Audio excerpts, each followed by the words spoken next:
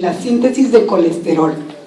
Recuerden ustedes que hasta la próxima semana vamos a poder cumplir el total de las clases que conforman hasta la primera evaluación, ¿no? Entonces vamos a empezar.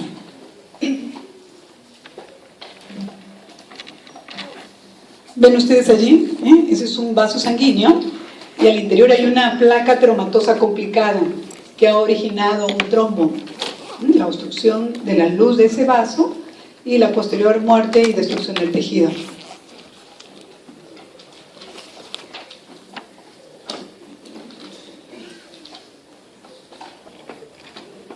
Bien, a continuación, observan ustedes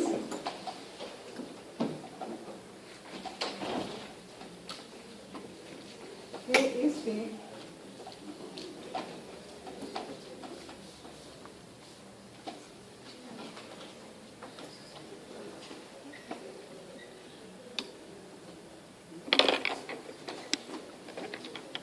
otro vaso sanguíneo en donde las paredes están obviamente íntegras.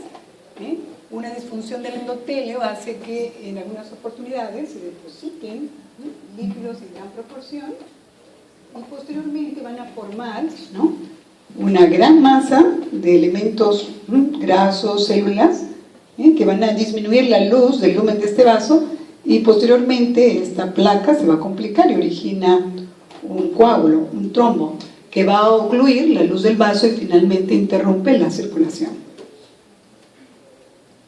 Si este mecanismo se produce en los vasos de las arterias coronarias, lo ven ustedes aquí el corazón, entonces esta enfermedad vascular de las arterias coronarias frecuentemente se ubica a nivel de la bifurcación de los vasos. Estamos hablando que uno de los vasos más comprometidos es la arteria descendente izquierda, ¿no?, a partir de la cual la obstrucción de esta luz vascular va a generar una enfermedad vascular de las coronarias, con la consiguiente interrupción del flujo sanguíneo, la isquemia y la muerte del tejido, ¿no?, un probable infarto agudo de miocardio. Entonces es la razón por la que el día de hoy vamos a repasar algunos conceptos relacionados a las lipoproteínas, que son moléculas complejas que están formadas fundamentalmente por lípidos, ¿no?, y por proteínas. Tienen la función de transporte, van a transportar las grasas hacia diferentes tejidos, porque muchos de estos tienen un metabolismo alto y requieren estos lípidos para la formación de estructuras y componentes esenciales. La composición de estas lipoproteínas es variada, en la mayoría de las veces van a contener triglicéridos, colesterol, fosfolípidos, aproproteínas, etc. Y nosotros vamos a poder ubicarlas en función de dos exámenes. Si practicamos una ultracentrifugación, vamos obviamente a encontrar que se clasifican en lipoproteínas de muy baja densidad, las LDL, y de muy baja densidad las VLDL, de baja densidad las LDL, los kilomicrones, y de muy alta densidad las HDLs. Si empleamos otra metodología como la electroforesis, es probable que ustedes van a encontrar en la literatura la clasificación en kilomicrones, en beta, prebeta y alfa lipoproteínas. Ven ustedes, son moléculas anfipácticas, razón por la cual van a presentar dos núcleos, uno superficial, que es hidrofílico, que está obviamente en compuesto, está en contacto con las moléculas del agua, del plasma sanguíneo. Estas resultan siendo fundamentalmente las apoproteínas, el colesterol libre y también los fosfolípidos, en tanto que al centro, el núcleo, que es hidrofóbico, está constituido por los ésteres de colesterol, los triglicéridos, bajo la forma de gotas de aceite. Si ustedes ubican en la gráfica, estas lipoproteínas que comparten muchos de estos componentes difieren en algunas propiedades. De la izquierda hacia la derecha, van a ver que el tamaño se incrementa, ¿no? El kilomicrón es la partícula más grande, y de derecha hacia izquierda la densidad se incrementa. A este nivel, una electroforesis, y a este otro, la clasificación por la ultracentrifugación. Si nosotros traslapamos, nosotros vamos a ver que existe una equivalencia o congruencia. A este nivel, las alfa lipoproteínas corren bajo este rubro y los kilomicrones siguen corriendo a este otro nivel. Entonces, esa es la forma en la que probablemente ustedes se van a referir en la literatura. En relación a la composición, vean ustedes, la composición en relación a los lípidos varía de manera importante. El 99% de los kilomicrones está constituido por lípidos, un 1% de proteínas. En las VLDL el porcentaje disminuye, en tanto que en las HDL ya casi un 67 a 43% resultan siendo lípidos y son las que contienen el mayor porcentaje de proteínas. Si nosotros quisiéramos saber el contenido de triglicéridos, de colesterol esterificado y libre, obviamente los porcentajes varían, pero a grandes rasgos, vean ustedes que obviamente conforme las partículas se incrementan en densidad, van a obviamente adquirir un mayor componente proteico, ¿no? En tanto que son los kilomicrones y las VLDL aquellas que contienen un porcentaje de lípidos extremadamente altos. ¿Qué son las apoproteínas? Son proteínas, tienen funciones diversas, son proteínas integrales, ¿no?, de superficie, etcétera, actúan como receptores muchas veces, van a obviamente definir el curso de la lipoproteína, pueden activar o inhibir complejos enzimáticos. Los hay de diferentes tipos y tenemos las ApoA, las B, las C, las D y las E. Vean ustedes, muchas clásicamente están relacionadas a una lipoproteína en particular, por ejemplo las A1, que contienen los HDL y los kilomicrones, que van a activar un complejo enzimático tremendamente importante en la esterificación del colesterol, la lecitina colesterol acetiltransferasa, ¿no? En tanto que la C2 se relaciona fundamentalmente las VLDL y las HDL y los kilomicrones, ciertamente, pero van a activar el complejo enzimático de la lipoproteína lipasa, ¿sí? Entonces, cada una de ellas con una función en particular.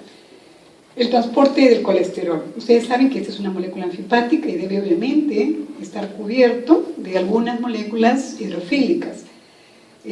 Las lipoproteínas van a ser las responsables de transportar el colesterol del intestino hacia el hígado, del hígado a los tejidos y probablemente devolverla al hígado y hacia otros órganos en donde el metabolismo del colesterol resulta siendo alta.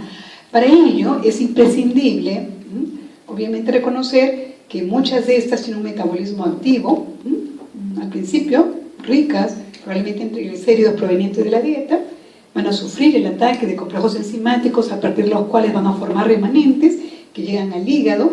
En el hígado se van a formar otras lipoproteínas con un contenido diferente de lípidos y de proteínas que van a hacer posible el transporte de colesterol hacia los tejidos de metabolismo alto, y este se va a depositar en el endotelio de los vasos y en diferentes órganos, a partir del cual muchas de estas moléculas pueden ser retiradas y regresadas al hígado para volver a hacerse recircular y poder ser distribuidas en los diferentes órganos de nuestra economía, ¿sí? Todo ello posible gracias a la presencia de complejos enzimáticos y del intercambio de las apoproteínas entre sí.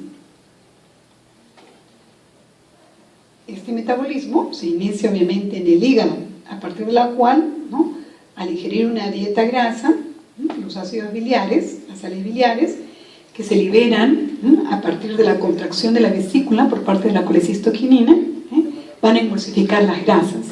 Estas se van a reabsorber de forma más sencilla y van a obviamente originar estas moléculas que conocemos como kilomicrones, ¿no?, ricas obviamente en algunas apoproteínas.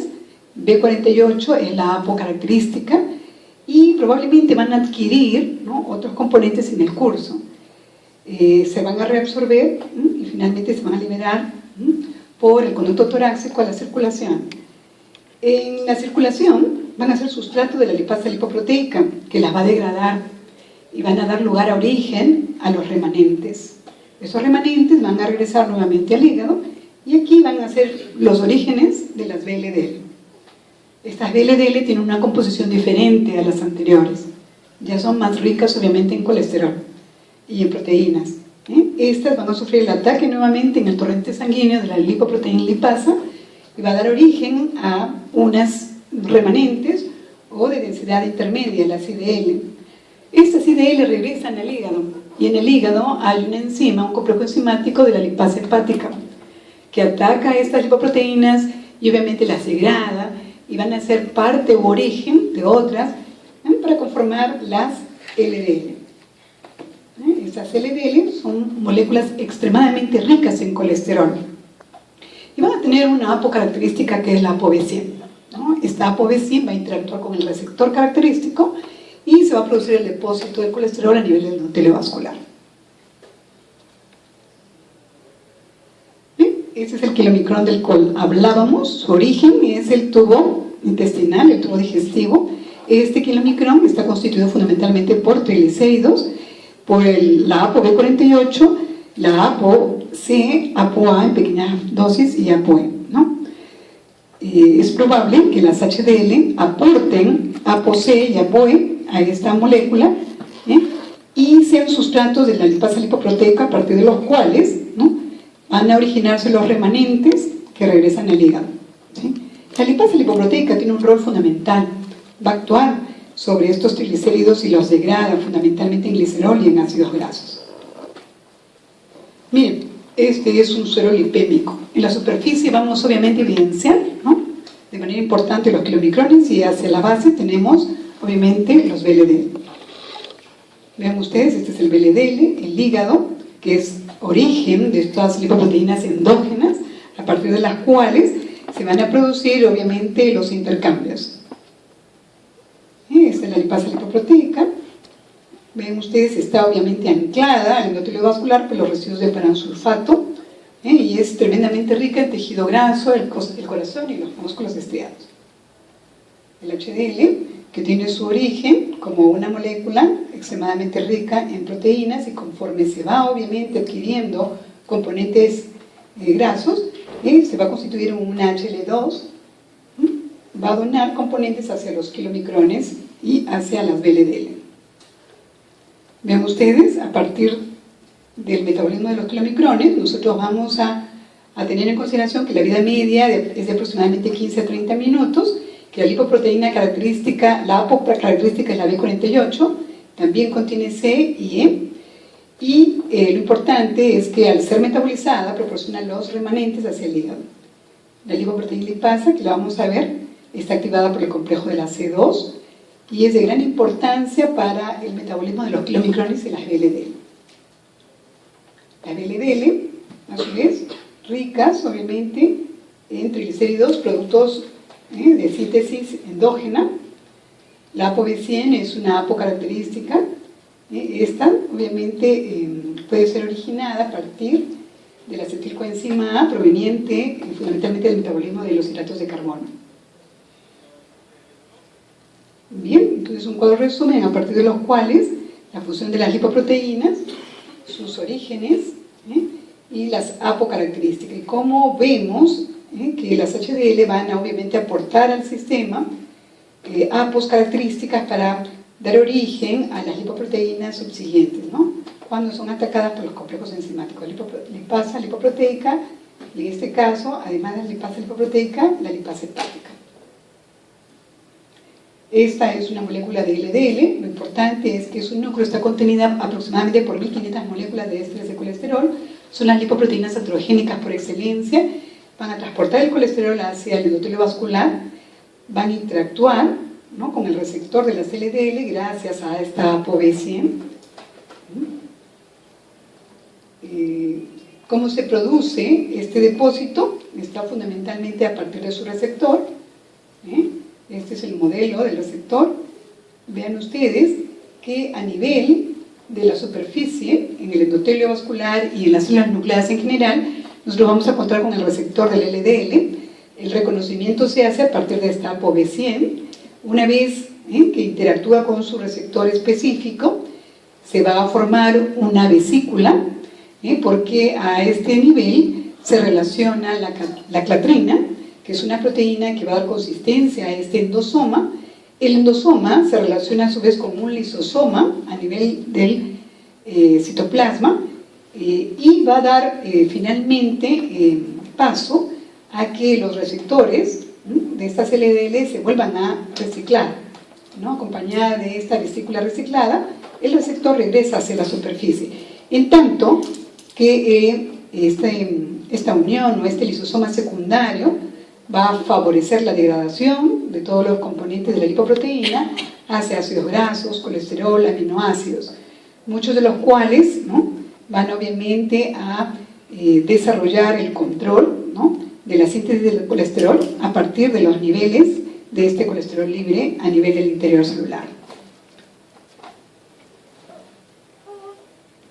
Entonces vean ustedes, este es el receptor del LDL, una secuencia de aminoácidos de 839, de los cuales, ¿no?, 292 corresponden a la posición fuertemente negativa de unión para con el LDL, ¿no? Tanto que los 58 que están ligados a una cadena glicosídica resultan siendo mejor visualizados a este nivel, vean.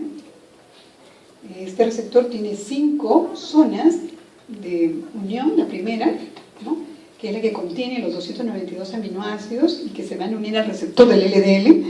Esta otra zona, que es una zona de alta homología con el precursor del factor de crecimiento epidérmico, donde está constituida por 400 aminoácidos, y en muchas oportunidades se ha relacionado la presencia de estos receptores del LDL con la probable coinfección para favorecer la coinfección para otro tipo de antígenos que comparten este tipo de secuencia. Por ejemplo, el virus de la hepatitis C tiene obviamente una zona extremadamente cercana a esta zona de alta homología con el precursor del factor de crecimiento epidérmico. Una tercera zona de unión glucosídica que está conformada por 58 aminoácidos, rica en cisteína. La cuarta zona, que es transmembrana, de 22 aminoácidos. Y por último, la zona citoplasmática, que tiene 50 aminoácidos. ¿Cómo se produce, ¿no?, el control o el retrocontrol? Bueno, a partir de los niveles del colesterol libre en el interior de la célula, estos van a obviamente censar, ¿no?, que el colesterol libre debe obviamente frenarse en relación a la síntesis endógena y van a inhibir a esta hidroximetilglutaricoenzima reductasa. Van a producir también el estímulo para la esterificación del colesterol a nivel del intracelular a partir de esta enzima, la enzima colesterol aciltransferasa, y a su vez pueden obviamente disminuir la transcripción del gen correspondiente a la síntesis del receptor LDL. Entonces, este mecanismo se produce aproximadamente en el 75% de las veces en las células nucleadas, pero un 25% de las veces se escapa porque se va a producir fundamentalmente a nivel del macrófago, en donde no hay un mecanismo de autorregulación, razón por la cual el macrófago puede constituir una célula espumosa. Y a partir de la misma, puede obviamente estar involucrada en la génesis de la estría grasa y de la placa ateromatosa. Bueno, en las HDL habíamos visto, ¿no?, el origen intestinal y también a nivel hepático. Al inicio, la molécula obviamente tiene un pobre contenido en grasa y posteriormente va recibiendo algunas donaciones de las demás lipoproteínas para constituirse en una HDL funcional. Su síntesis, el hígado, en pequeñas proporciones, las que provienen del intestino, son depósito importante de APOs, A, C y E, y el rol fundamental está relacionado al transporte reverso. Su relación es fundamentalmente con la ApoA1, quien activa al complejo de la lecitina colesterol aciltransferasa, ¿no?, transfiere, ¿no?, el ácido graso saturado en la posición 2 de la lecitina. También obviamente está relacionada a la proteína de transferencia, el éster del colesterol, ¿no? Esta lipoproteína ha sido considerada un factor de cardioprotección en torno a esta labor del transporte reverso. Esta otra, obviamente en relación a cómo se deposita el colesterol a nivel del endotelio vascular a través del LDL, por el receptor del LDL específico, pero esta otra parte es la que nos interesa en relación al control. Miren ustedes cómo a este nivel se inhibe una cantidad importante de colesterol libre, puede producir una inhibición respecto al complejo de la hidroximetilglutaricoenzima reductasa para disminuir la síntesis endógena del colesterol. Este otro complejo, la acilcolesterol aciltransferasa, para obviamente esterificar el colesterol libre y de esta forma favorecer su aprovechamiento.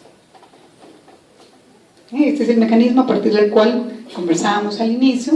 ¿Por qué se produce la placa ateromatosa? Porque obviamente el problema se inicia a partir de una disfunción endotelial, donde un depósito anómalo de colesterol por parte del LDL, que interactúa con un receptor inapropiado, genera un acúmulo importante de, obviamente, LDL modificado con el depósito de colesterol a nivel del macrófago, esta proliferación de células a nivel de la íntima, hace que obviamente estas células se carguen de un contenido graso importante, la proliferación y migración de las células musculares, hace evidente la formación de la estría grasa y del acúmulo mayor de otros componentes como las plaquetas y algunos componentes antigénicos de partículas infecciosas como la clamidia incluso.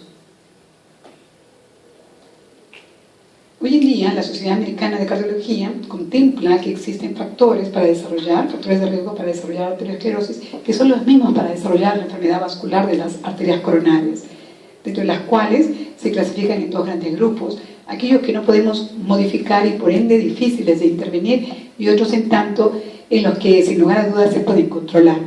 Nosotros obviamente estamos hoy en día tratando el tema de las dislipidemias, una alteración en el metabolismo de los lípidos que definitivamente es identificado como un factor de riesgo para la enfermedad vascular coronaria. ¿Sí? ¿Cuáles son los factores de riesgo que no se modifican? La edad. Nadie puede cambiar su edad, tampoco el sexo, ni obviamente la herencia genética. ¿Sí? Otros factores intervinientes resultan siendo la obesidad, la presencia de estos complejos del LDL oxidado, una lipoproteína anormal, que es la lipoproteína A, algunos estados fisiológicos como la posmenopausia, en donde la mujer frecuentemente disminuye los niveles de estrógenos. Recuerden ustedes que los estrógenos van a actuar fundamentalmente para elevar los niveles del HDL colesterol, que son quienes transportan el colesterol de manera reversa, por ende resultan siendo factor de cardioprotección. La ingesta de grandes cantidades o contenidos de ácidos grasos, trans, la presencia de algunos agentes infecciosos como el herpes o la clamidia. Entonces habíamos mencionado que era importante mantener un equilibrio de estas lipoproteínas circulantes de tal manera que pudieran obviamente ejercer la labor de protección en el caso de las HDL y en tanto controlar los niveles del LDL que resultaban siendo las lipoproteínas aterogénicas por excelencia. ¿Sí? Hoy en día la hipertrigliceridemia no es considerado un factor esencial dentro del factor de riesgo para enfermedad vascular coronaria. Sin embargo, existen cada vez mayor número de trabajos que dicen lo contrario. Recuerden ustedes que la alteración de los niveles de lipoproteínas conllevan a enfermedades que se conocen como dislipidemias. Las dislipidemias pueden clasificarse en dos grandes grupos, primarias y secundarias. Estas son las primarias y tienen categorías, desde la 1 a la 5. La categoría 1 se caracteriza por una elevación importante de los kilomicrones, son los triglicéridos los que están elevados, y la deficiencia encontrada es la de la lipoproteína lipasa. En tanto que en la 5, vean ustedes, se elevan también los kilomicrones, pero también los lípidos o los triglicéridos endógenos por parte de las VLDL. ¿Sí? La deficiencia está asociada no solo a la lipasa lipoproteica, sino a la lipasa hepática. Y así cada uno de estos trastornos, vean ustedes, puede estar asociado a la deficiencia de una APO o de un complejo enzimático o de un receptor característico. Dentro de las hiperlipidemias primarias, una de las más conocidas es la hipercolesterolemia familiar. Como su nombre bien lo dice, el colesterol está incrementado, es una enfermedad genética, ¿no?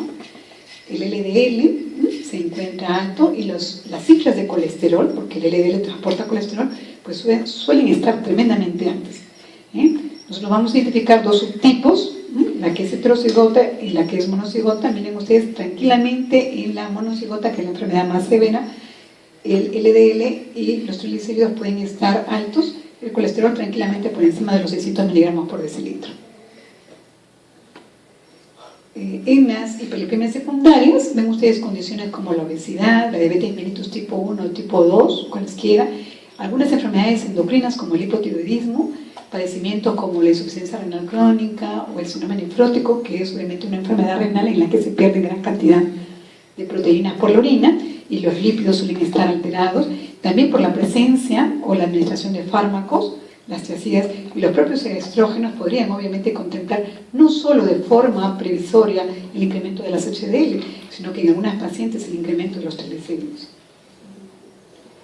Este es el cuadro del que hablábamos, frecuentemente conocido como hiperlipemia familiar tipo 2A o hipercolesterolemia familiar. La frecuencia, miren, se pueden subdividir en los heterocigotos y los homocigotos. La enfermedad es mucho más frecuente del tipo heterocigoto, 1 por cada 500 recién nacidos vivos, y en los homocigotos 1 por cada 1.000.000. Aquí nosotros vemos que la actividad del receptor del LDL está alterada y es funcional en los heterocigotos hasta un 50%, en tanto que en los homocigotos la funcionalidad disminuye hasta un 0 o 5%. La enfermedad de inicio es temprana, fundamentalmente la alteración coronaria vascular, ¿no? Obviamente en estos individuos, ¿no? Generalmente aparece después de los 40 años, en tanto que los homocigotos pueden ser niños o jóvenes, de 0 a 30 años. Nosotros podemos ver a un paciente portador de este cuadro con un infarto agudo de miocardio, pues en plena adolescencia, si es que no recibe el apoyo, el tratamiento y la educación correspondiente, ¿no? ¿Cómo están los niveles de colesterol plasmático? En el heterocigoto, pues difícilmente supera los 2 o 3 veces el valor convencional, en tanto que en el homocigoto tranquilamente supera las 5 o 7 veces el valor convencional. Miren, en la enfermedad característicamente nosotros podemos ver esto, ¿no? Que son síntomas, son depósitos de grasa, colesterol y triglicéridos a nivel de la superficie de la piel, que se ven como si fueran lunares o manchas o tumores, que pueden obviamente tener un color rojizo o discretamente oscuro. Son asintomáticos, a menos que obviamente sufran alguna complicación como la fricción o el roce, ¿no? Pueden estar presentes a nivel de las superficies extensoras de las articulaciones y también obviamente en el rostro, ¿no? Cuando están ubicados a nivel de los párpados, el nombre que reciben es el de santelasma, ¿no? Y son lesiones características de este cuadro, que es la hipercolesterolemia familiar o la hiperlipemia familiar tipo 2A. Bueno, vean ustedes que el problema radica fundamentalmente en la actividad, ¿no? De estos receptores del LDL, razón por la cual no están presentes o son disfuncionales o están presentes en escasa proporción, razón por la cual los LDL se acumulan en un torrente plasmático en grandes proporciones y por ello se van a depositar a diferentes niveles, ¿sí? Bien, cuando nosotros observamos que existe una alteración a nivel de la concentración de los lípidos, es probable que tomemos algunas medidas en base a protocolos o fluxogramas, ¿no? Habitualmente cuando se desarrolla una historia en donde existe un riesgo familiar para el cuadro, ¿no? Sea porque resulta siendo de manera el factor genético determinante o el paciente es un portador de alguna enfermedad sistémica o desarrolla algún factor de riesgo importante, por ejemplo, es un sujeto con el diagnóstico de diabetes mellitus o tiene el diagnóstico de hipertensión arterial o definitivamente hay antecedentes familiares de una dislipidemia. Nosotros tenemos que empezar la evaluación con la medición de los lípidos sanguíneos y de las fracciones de los lípidos, las lipoproteínas, y establecer a ciencia cierta cuáles son los niveles de colesterol que maneja este paciente, ¿no? Idealmente deberían ser por debajo de 200, entre 200 y 230 hablamos de una conducta expectante, y si está en cifras superiores a los 230 definitivamente es un sujeto que necesita obviamente educación y un tratamiento en relación a disminuir estas cifras, ¿no? Entonces, en aquellos sujetos, ¿no?, que obviamente tienen cifras alteradas, habría que seguir una rutina para poder educar y medicar. ¿Qué recomendaciones existen? Vean ustedes. Si se ha diagnosticado una hiperlipidemia, hay que obviamente tratar de descartar que el paciente sea portador de otra enfermedad sistémica como la diabetes, la hipertensión, la obesidad, el tabaquismo o el alcoholismo, porque esto va a potenciar la lesión del endotelio vascular. Si el sujeto es hipertenso, pues hay que dar tratamiento farmacológico con inhibidores de la ECA, antagonistas de los canales de calcio o bloqueantes alfa, que son los fármacos que obviamente no intervienen en el metabolismo de los lípidos. Si son mujeres posmenopáusicas, ya habíamos dicho que muchas de estas de tener un riesgo importante para desarrollar enfermedad vascular coronaria porque son portadoras de una dislipidemia, habría que pensar en una probable terapia de reemplazo hormonal con estrógenos orales, entre los cuales la meta estaría en disminuir las cifras de LDL, incrementar las HDL, pero cuidando de que obviamente las cifras de triglicéridos no se disparen, y para ello pues hay indicaciones, ¿no? Todas las mujeres obviamente menopáusicas son candidatas en el 100% a recibir reemplazo hormonal con estrógenos.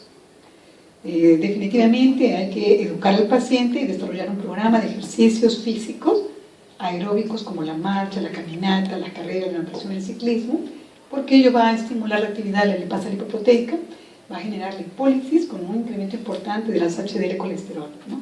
Pero estos esquemas deben ser adaptados al tipo de paciente, a la edad, etc., ¿no? En lo que respecta a la dieta, hay que considerar que por lo menos se respete este criterio. El aporte de calorías por la dieta no debe exceder al 30% de las calorías provenientes de las grasas. Y hablamos que la distribución de las mismas debería estar en torno a que un 10% para las saturadas, otro 10% para las monoinsaturadas y otro 10% para las poliinsaturadas. Y dentro de las poliinsaturadas, considerar fundamentalmente los ácidos grasos esenciales. Recuerden el ácido linoleico, un omega 6, o el linolénico, un omega 3. El linolénico tiene aproximadamente, ¿no?, como recomendación de estar presente entre aproximadamente 1 al 3% de las calorías totales, ¿no? Recuerden que estos omegas están descritos fundamentalmente por el nivel, ¿no?, o la posición del doble enlace respecto, ¿no?, al último carbono. El carbono 12 sería obviamente el del doble enlace, este nivel en el linolénico, y el carbono 15 el del doble enlace. Bien, en relación al colesterol, ven ustedes que este es el principal esterol del organismo, es el componente estructural de las membranas y el componente esencial de las lipoproteínas. Recuerden que es la fuente para la síntesis de los ácidos y las sales biliares, de las hormonas esteroideas, etc., de la vitamina D. Está vinculado con el desarrollo de la aterosclerosis y la formación de los cálculos. Esta es su estructura, fundamentalmente 3 ciclohexanos unidos a un ciclopentano. Definitivamente un ciclopentano peridrofenantreno.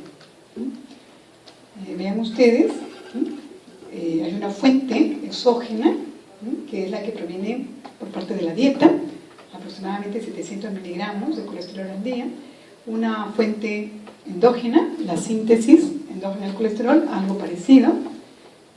Estos van a constituir el acervo de colesterol en el organismo, que están obviamente relacionados fundamentalmente al músculo, al cerebro y en todo el organismo, con una cantidad más o menos predeterminada por kilogramo de peso.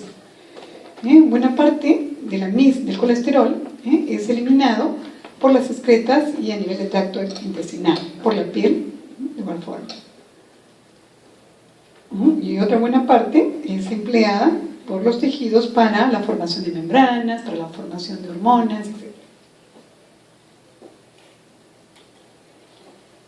La síntesis está fundamentalmente ordenada en 5 pasos, ¿no? Estos obviamente pueden dar origen a la formación de los isoprenoides, a la síntesis del mevalonato, a la condensación de los isoprenoides, al cierre del escualeno para ciclarse y dar lugar al inosterol, y finalmente la pérdida de los grupos metilo y la formación del colesterol subsecuente. Entonces, su origen básicamente es el acetilcoenzima A. 2 moléculas de acetilcoenzima A van a originar a la cetoacetilcoenzima A. Vean ustedes, la tiolasa es la enzima que se encarga de este proceso y va a originar a la cetoacetilcoenzima A. Una molécula adicional de acetilcoenzima A, en presencia de una hidroximetilglutarilcoenzima A sintetasa, va a originar a este otro producto, una beta-hidroximetilglutarilcoenzima A.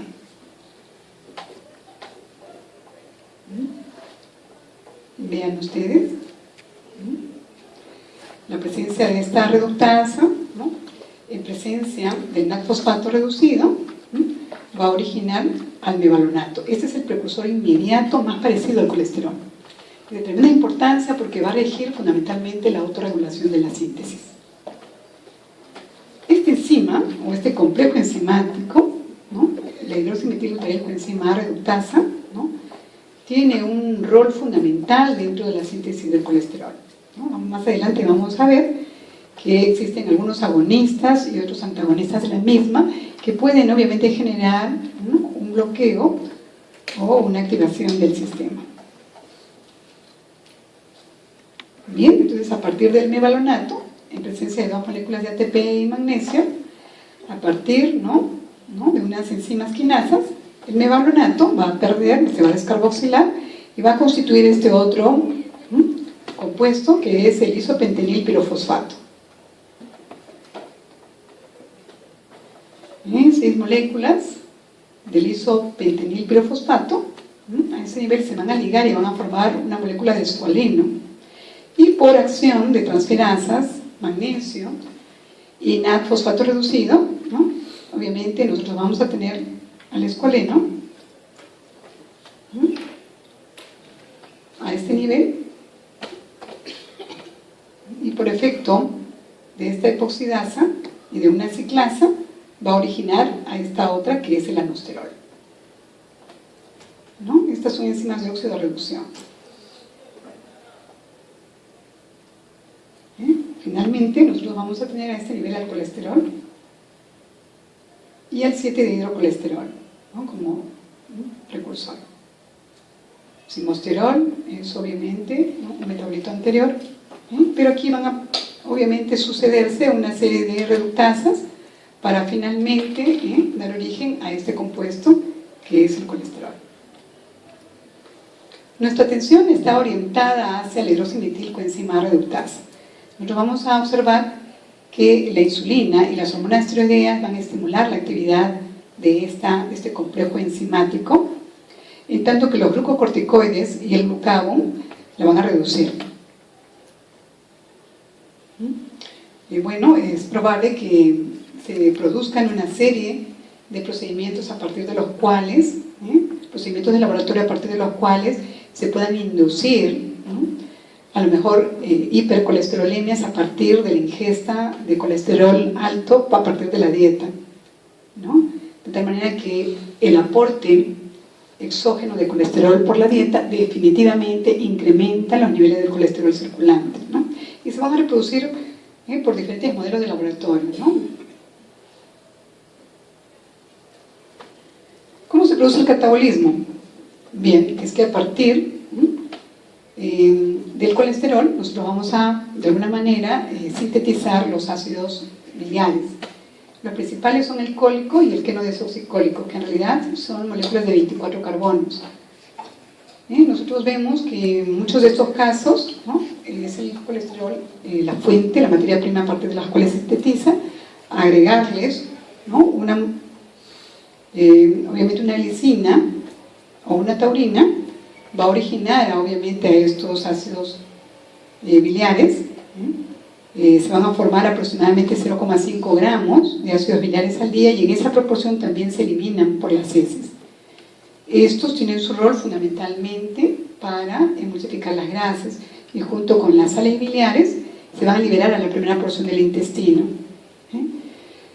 Una buena parte de estos van a ser sustrato de algunas bacterias, las beta-glucuronidasas, a partir de los cuales van a reducir muchas de estas moléculas, de tal manera de que un porcentaje se van a reabsorber por este círculo, ¿no?, enterohepático, y un porcentaje se va a eliminar por las heces.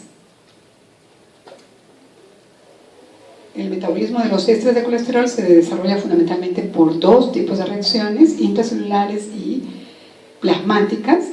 Las plasmáticas a partir de la lecitina colesterol transferasa y las intracelulares a partir de la transferasa.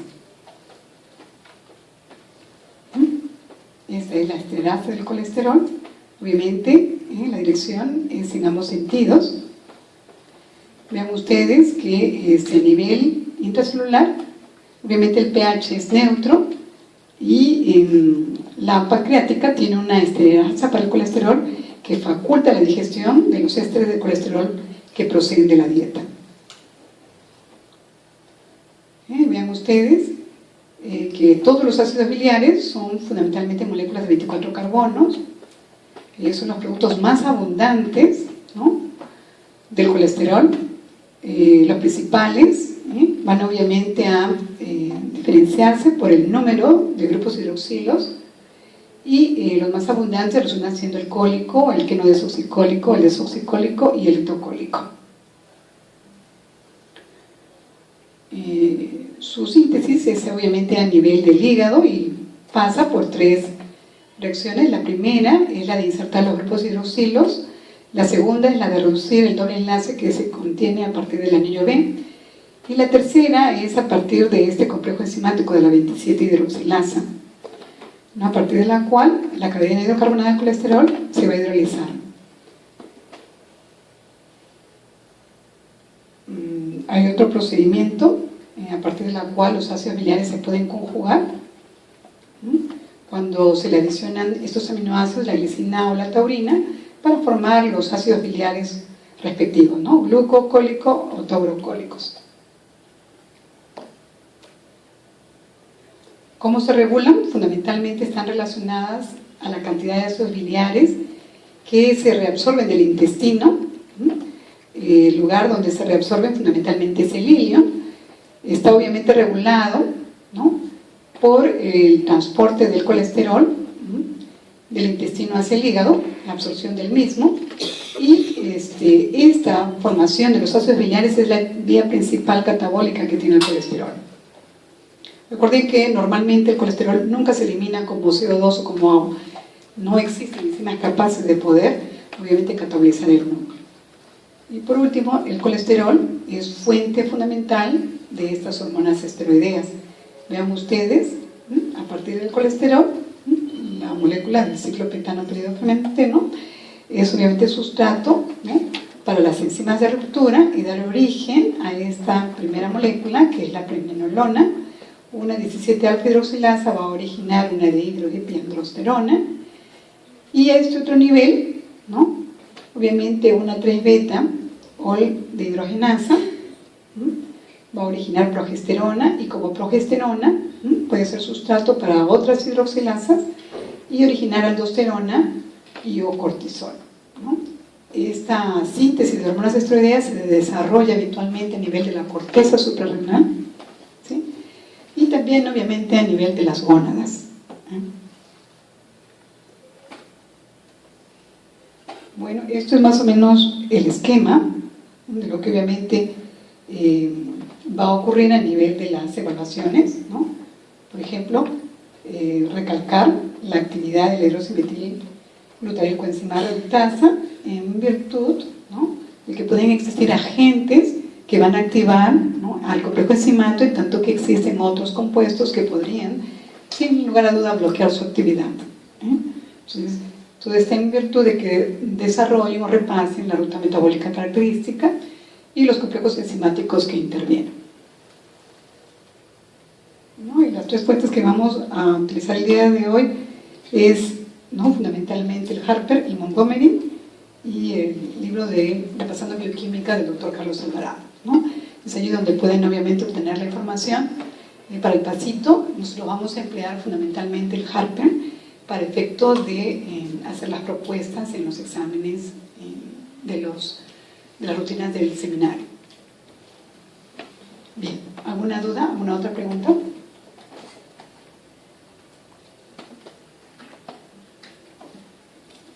Bien, eso es todo. La clase quedó allí, pues acaso si desean copiar. Gracias.